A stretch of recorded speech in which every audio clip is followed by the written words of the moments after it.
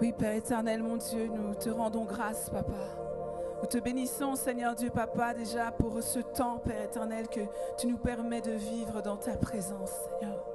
Nous savons, Seigneur, que ce n'est pas terminé, que ça continue, Seigneur Jésus. Alors, éternel, que nous allons entendre ta parole. Je prie, Seigneur Dieu, que tu puisses disposer chacun de nos cœurs à recevoir ce que tu as prévu pour nous ce matin. Éternel, mon Dieu, viens toucher nos cœurs. Viens parler à nos cœurs, Seigneur. Viens nous fortifier.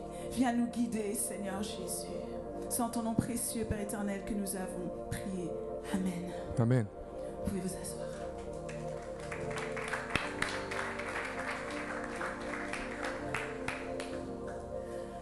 Alors, bonjour tout le monde. Vous allez bien? Je sais quand on demande si vous allez bien, c'est un peu compliqué. Tout le monde dit oui, moi ceci. Bon, c'était vraiment une question sincère. Vous allez bien? Je regarde les bouches. Bonjour. Ok. Alors aujourd'hui, on va parler d'un sujet sensible. On va parler de persécution. Alors, que faire quand on te persécute à cause de ta foi? Souvent, on a cette pensée que la persécution, c'est tellement loin de nous. Ça se passe dans des pays qui sont plus fermés. Et parfois, c'est des choses qui se passent vraiment proches de chez nous.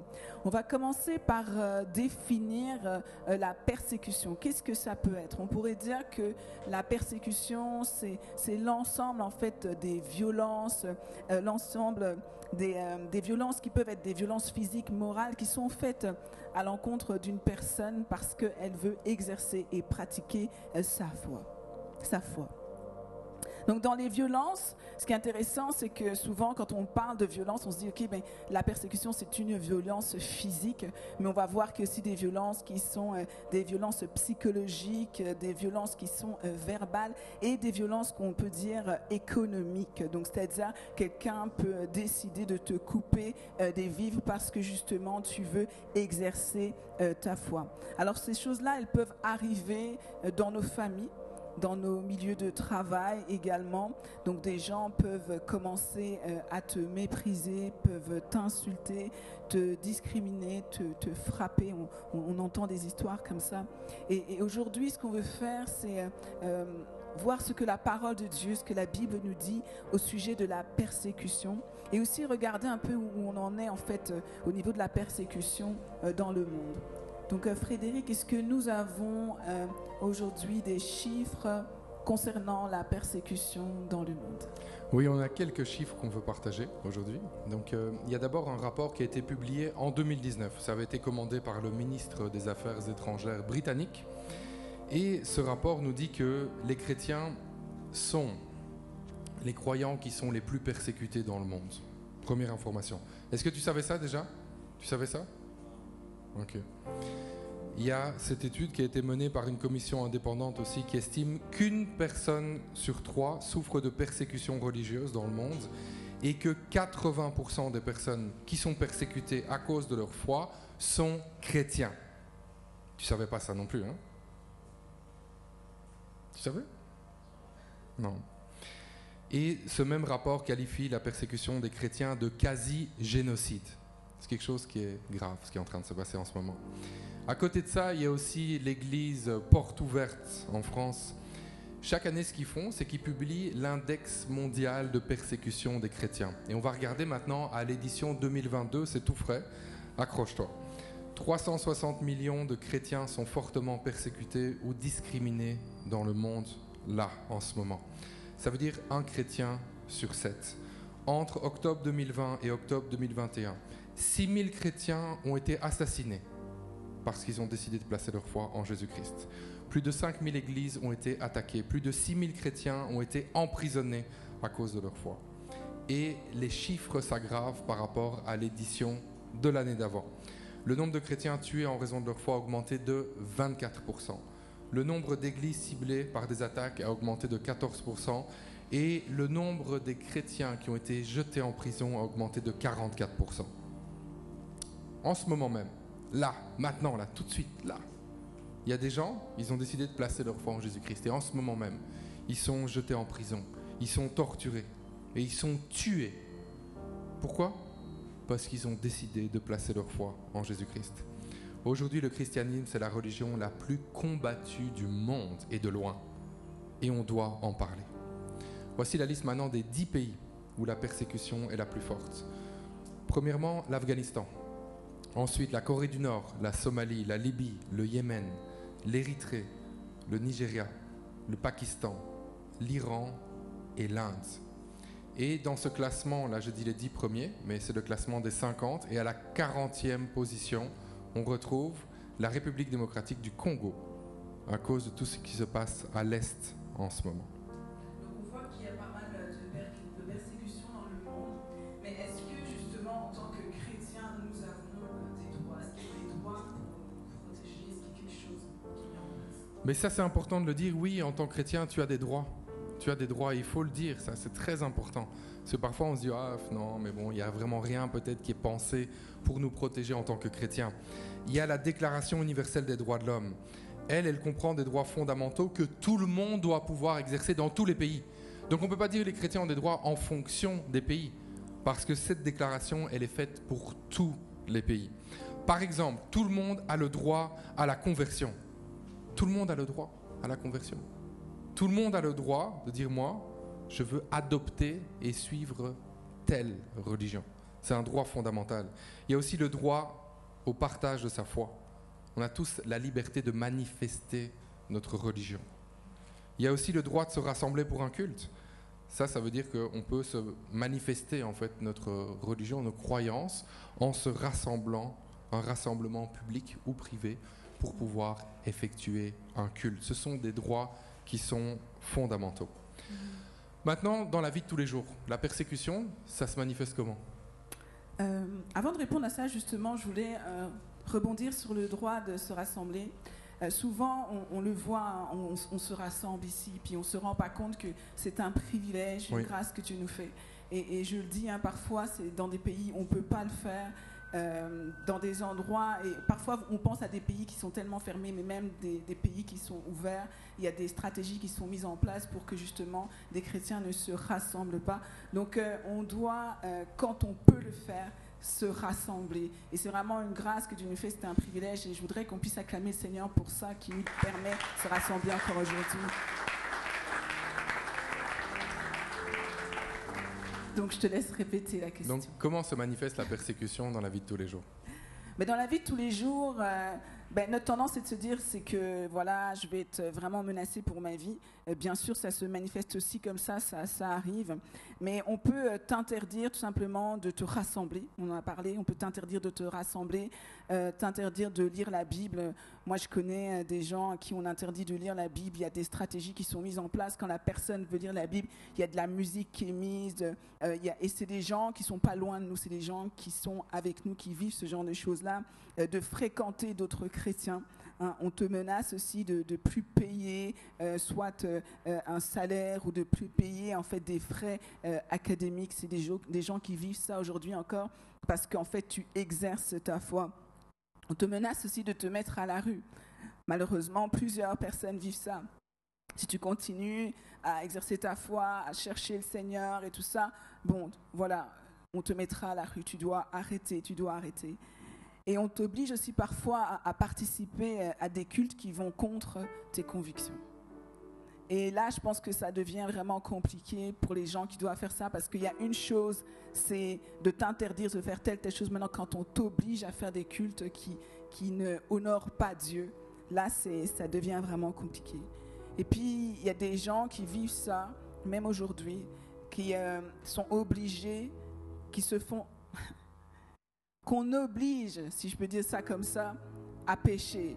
Ils ne vont pas forcément le faire, mais c'est une obligation. On dit, tu dois faire ça, tu dois être dans l'excès de rapports sexuels, tu dois être dans l'excès de la fornication, tu dois être dans l'excès de l'abus d'alcool, parce que tu dois être comme nous. Tu dois être comme nous. Et il y a des gens qui vivent ça et c'est vraiment horrible. Et je prie que Dieu nous donne aussi parfois on voit des gens, tu ne sais pas ce que la personne est en train de vivre. Hein. Tu te dis, elle est normale, elle est venue ici, sa vie est normale, mais nous avons des gens parmi nous qui vivent vraiment des difficultés, et que Dieu puisse nous guider pour être aussi un soutien pour ces personnes-là. Amen. Mais est-ce que c'est normal de vivre la persécution? Oui, c'est tout à fait normal. C'est tout à fait normal. On vit dans un monde qui est un monde déchu, n'est-ce pas? Le péché est dans ce monde. Et c'est un monde de ténèbres, en fait, tout simplement. Et alors qu'on vit dans un monde de ténèbres, nous-mêmes portons la lumière. On porte la lumière dans les ténèbres. Donc c'est tout à fait normal d'être combattu, d'être persécuté en tant que chrétien. On voit dans la Bible ce que Jésus nous dit, beaucoup de choses d'ailleurs. La Bible est remplie de versets, d'explications par rapport à la persécution. On voit d'abord dans Jean 15, 18. « Si le monde vous déteste, sachez qu'il m'a détesté avant vous, dit Jésus. » Ok, donc bon, ça peut encourager certaines personnes.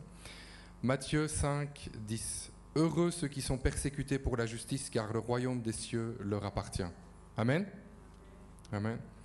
Matthieu 5, 11. « Heureux serez-vous lorsqu'on vous insultera, qu'on vous persécutera et qu'on dira faussement de vous toutes sortes de mal à cause de moi. » Luc 6, 22. « Heureux serez-vous lorsque les hommes vous détesteront, lorsqu'ils vous chasseront, vous insulteront et vous rejetteront comme des êtres infâmes à cause du Fils de l'homme. » Et l'apôtre Paul dit ceci dans 2 Timothée 3, 12. Écoute ça.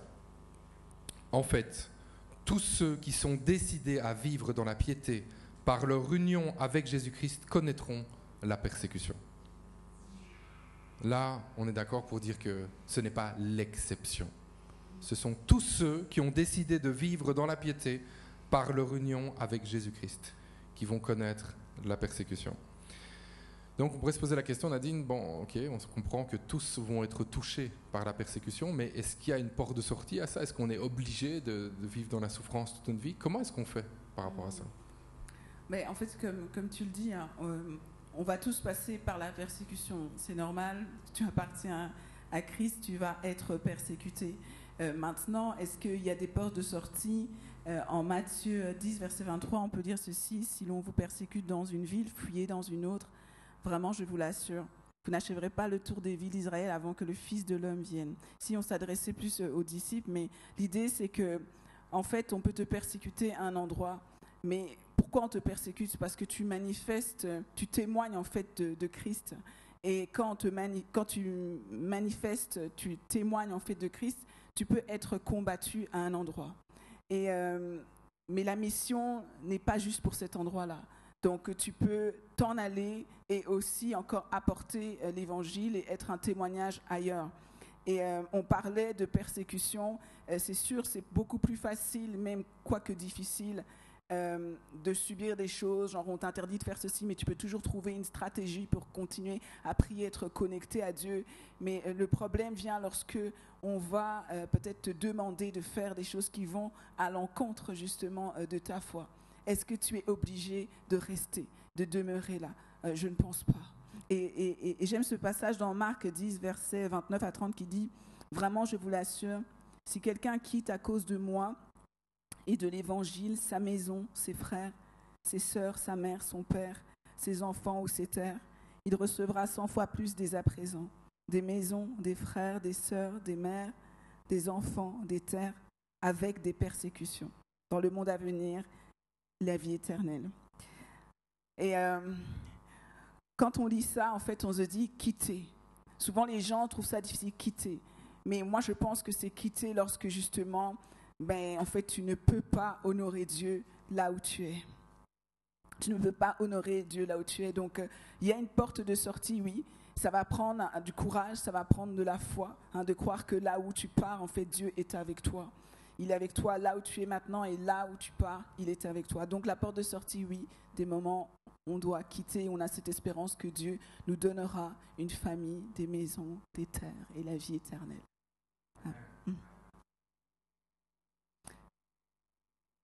Alors comment vivre ta foi quand tu es persécuté dans ta famille? Donc, on parlait de famille, en fait, de quitter sa famille. Mais comment est-ce qu'on peut vivre ça, que ce soit à l'université aussi, au travail? Que faire quand on est persécuté à cause de ta foi? Donc, je pense que d'abord, on peut parler du contexte familial. Dans le contexte familial, il y a des personnes qui vont te persécuter parce que tu as décidé de suivre Jésus. Eux n'ont pas pris cette décision. Donc, il y en a qui vont te persécuter d'après eux par amour en fait. Parce qu'ils vont dire, ils veulent te protéger. Eux-mêmes, ils n'ont pas du tout accepté Jésus. Eux-mêmes se disent que ce n'est pas du tout la voie qu'il faut suivre. Donc toi, tu as décidé de prendre cette voie-là. Ils voient ça, ils disent, ouf, wow, ça ne va pas. La personne, là, elle est partie vraiment dans quelque chose de très mauvais. Et elles vont commencer à essayer de tout faire pour que tu n'ailles pas à l'église, tout faire pour que toi, tu ne restes pas avec d'autres chrétiens, pour te protéger. Bien sûr, c'est parce qu'il y a un aveuglement spirituel. La personne, elle ne le voit pas en fait, parce qu'elle-même n'a pas reçu le Seigneur.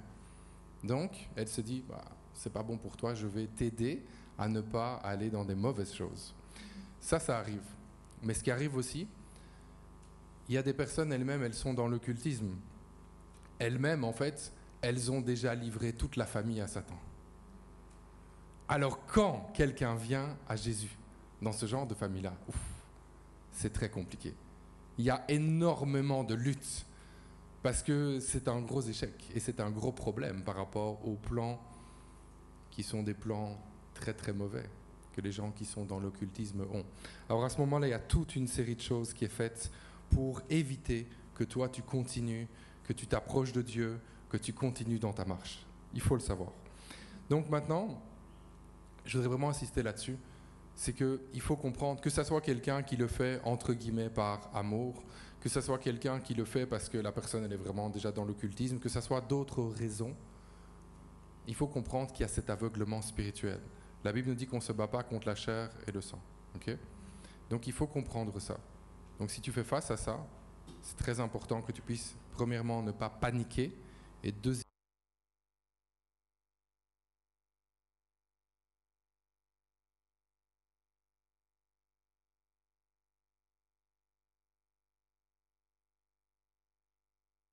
Il dit, mais moi je vous dis, aimez vos ennemis, bénissez ceux qui vous maudissent, faites du bien à ceux qui vous détestent et priez pour ceux qui vous maltraitent et qui vous persécutent. Alors lorsque l'on est persécuté à cause de notre foi, notre tendance est de vouloir répliquer de la mauvaise façon et parfois on veut s'embarquer dans des débats vraiment qui peuvent vraiment nous causer des problèmes. Donc ce que nous devons faire, c'est de préserver notre témoignage, toujours manifester l'amour. Prier pour les gens, prier pour nos familles. On doit comprendre que si on est là, c'est pas pour rien en fait. C'est pas juste voilà Dieu m'a sauvé et il va pas sauver ma famille. Non. En fait, il faut que tu pries pour ta famille afin que ce voile dont tu parles, cet aveuglement, mais puisse tout simplement tomber. Donc éviter l'affrontement, rester ferme, tenir bon. Pas se dire en fait voilà je vais céder, c'est ma famille. Non, tu dois tenir bon. Et Dieu va intervenir. Alors pourquoi est-ce que nous sommes persécutés ? Ça peut sembler évident, mais pourquoi ? Et là, écoute bien ce qu'on va partager maintenant. Je pense que ça va être bien. Tu es persécuté pourquoi ? Parce que tu as pris une décision. Un jour, tu as dit, moi, j'ai décidé de suivre Jésus-Christ. C'est ça, on l'a vu, la Bible nous l'explique. C'est ça qui fait qu'à un moment, on est persécuté. Tu es passé de la mort éternelle à la vie éternelle, n'est-ce pas ? Quel changement ? Si tu as déjà vécu ce changement, tu sais de quoi je parle. Passer de la mort éternelle à la vie éternelle. Tu es passé de la condamnation au pardon de Dieu. Et le but de la persécution, parce qu'on dit oui, on sait pourquoi, c'est parce qu'on a décidé de suivre Jésus, mais le but de la persécution, c'est que tu renies ta foi. Tu avais déjà pensé à ça ? Le but, c'est que tu arrêtes, que tu renies ta foi. Soit de façon directe, en disant, ok, là c'est trop dur, bon allez, je décide, voilà, moi j'accepte de me détourner complètement de Dieu, c'est fini, je veux plus ça. Soit c'est de façon directe. Honnêtement, c'est quand même plus rare. Quelqu'un qui va vraiment faire ces déclarations-là, voilà, moi je décide de renier, c'est plus rare. Par contre, ça se passe souvent de façon indirecte. Renier le Seigneur de façon indirecte. Ça veut dire quoi ? En cédant à la pression quand on est persécuté. On est tellement persécuté, on dit oh, non, je peux plus tenir. Ou alors en prenant des décisions qui vont à l'encontre de ce que Dieu veut, parce que justement, il y a cette pression qui est là, qui est incessante. Et à ce moment-là, ça commence à t'éloigner de Dieu. Et il y a dans la Bible un exemple qui est extraordinaire, qu'on va un petit peu étudier ensemble. Cet exemple est magnifique. Ce sont des hommes qui ont refusé de céder à la pression de la persécution. Et c'est notre prière pour ta vie. C'est que tu refuses de céder à la pression de la persécution. On va regarder ensemble dans Daniel. On va commencer à Daniel 3. On commence avec le verset 1. Après, on va se balader dans plusieurs versets. Le roi Nabuchodonosor fit faire une statue d'or de 30 mètres de haut et de 3 mètres de large. Donc il faut comprendre le contexte. Ici, les personnes dont on va parler, ont été emmenées en captivité. Ils ont été faits captifs. Ils ne sont pas dans leur ville. Ils sont dans un contexte où on n'aime pas Dieu. Et dans ce contexte-là, le roi décide de faire une statue d'or de 30 mètres. Et il y a quelqu'un qui déclare ceci au verset 4. « À vous, hommes de tout peuple, nation et langue, on vous fait savoir qu'au moment où vous entendrez le son du cor, du fifre, de la cithare, de la lyre, de la harpe, de la double flûte et de toutes sortes d'instruments de musique, vous vous prosternerez devant la statue d'or que le roi Nabuchodonosor a fait ériger. Et vous l'adorerez. Celui qui refusera de se prosterner devant elle et de l'adorer sera jeté aussitôt dans la fournaise où brûle un feu ardent. » Imagine la pression? C'est fort là. Tu n'es pas chez toi, il n'y a personne dans ton entourage qui aime Dieu. Et puis en plus de ça, tu as l'autorité qui dit voilà maintenant ce que tout le monde va faire, tous les peuples, tout le monde, vous allez faire ça. La pression, elle est très forte. La conséquence de cette pression-là, verset 7, c'est pourquoi au moment où tous les gens entendirent, tous, ça veut dire vraiment tous là, tout le monde là, dans cette ville. Au moment où tous les gens entendirent le son du cor, du fifre, de la cithare, de la lyre, de la harpe et de toutes sortes d'instruments de musique, ces hommes de tout peuple, de toute nation et de toute langue se prosternèrent et adorèrent la statue d'or que le roi Nabuchodonosor avait fait ériger. Et je m'adresse à toi en ce moment. Peut-être que toi, là, dans cette saison-ci, là, tu fais face à des pressions pour arrêter de suivre Dieu. Des pressions pour te pousser à arrêter de mener une vie qui honore Dieu. Des pressions, peut-être que tu vis, pour arrêter de servir Dieu. Et tu vois cette histoire qu'on vient de lire dans la Bible et tu dis, regarde, c'est ça. De toute façon, ils ont tous décidé d'adorer et de se prosterner, non? On vient de le lire. Donc, c'est trop dur, de toute façon, de résister. On le voit ici. On a même un exemple biblique qui dit que c'est trop dur de résister. Dans cette histoire, c'est vrai, ils ont tous cédé à la persécution. Tous, sauf 3 personnes. Il y en a 3 qui ont résisté. Et ce sont les amis de Daniel. Qui sont les seuls dans toute cette ville-là qui ont pu résister? Eh bien, c'était ceux qui étaient attachés à Dieu. Ceux-là, ils ont pu résister. Et moi, je veux déclarer sur ta vie aujourd'hui que tu vas pouvoir résister parce que tu vas rester attaché à Dieu. Même si tu vis des moments de grande pression, même si à un moment tu dis « mais c'est tellement fort, qu'est-ce que je peux faire, Seigneur ?» Rappelle-toi de ceci. Verset 15. La pression là, elle était maximale. Le roi dit ceci.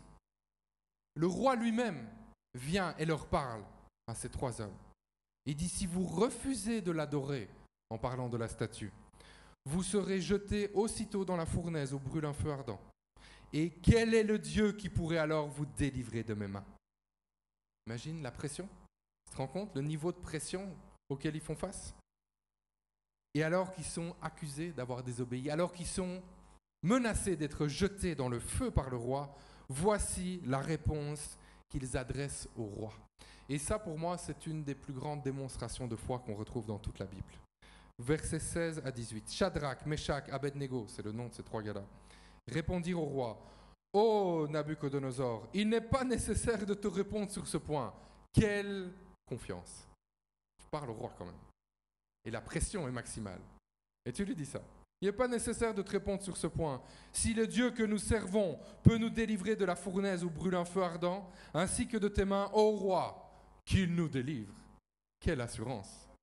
Et quelle foi quand il dit ceci. Mais même s'il ne le fait pas, sache bien, ô roi, que nous n'adorerons pas tes dieux et que nous ne nous prosternerons pas devant la statue d'or que tu as fait ériger. Waouh! Quelle foi! Quel attachement à Dieu. Et suite à ça, tu vas te dire, ah ouais, mais c'est bon, Dieu est intervenu, un ange est venu, ils ont été délivrés. Suite à ça, ils ont été jetés dans le feu. Ils ont été jetés dans le feu. Regarde ce qui va se passer. Quand Dieu permet que tu sois jeté dans le feu, Dieu intervient. Dieu intervient toujours. Versets 27 et 28. Ils constatèrent que le feu n'avait aucun effet sur leur corps, qu'aucun cheveu de leur tête n'avait été brûlé, que leurs vêtements n'avaient pas été endommagés et qu'ils ne sentaient même pas l'odeur du feu. Alors Nabuchodonosor s'écria, « Loué soit le Dieu de Shadrach, de Meshach et d'Abednego, qui a envoyé son ange pour délivrer ses serviteurs et qui se sont confiés en lui et qui ont désobéi à mon ordre. Ils ont préféré risquer leur vie plutôt que de se prosterner et d'adorer un autre Dieu que le leur. » Toi, tu es peut-être persécuté en ce moment. Tu subis des pressions en ce moment pour faire des choses qui déplaisent à Dieu. Accepter, par exemple, les avances d'un homme qui te promet de l'argent pour payer tes études, pour payer un loyer, pour payer des choses dont tu as besoin. Accepter peut-être de te corrompre dans ton travail parce que tu dis, je vais accepter comme ça, je vais quand même au moins garder mon poste. Ou je vais avoir une promotion, ou accepter par intérêt de rester dans l'entourage de personnes, peut-être dans ta famille, qui sont loin de Dieu, qui te poussent à la méchanceté, qui te poussent à faire des mauvaises choses, ou pire, qui te donnent juste parfois un peu d'argent. Et parce qu'ils te donnent un peu d'argent, tu refuses de marcher selon la volonté de Dieu, et tu dis, moi, je vais céder à cette pression-là, comme ça je vais avoir un peu d'argent. Dieu te parle directement aujourd'hui, il te dit, ne cède pas. Reste fidèle à Dieu. Reste fidèle à Dieu, peu importe le prix que ça te coûte.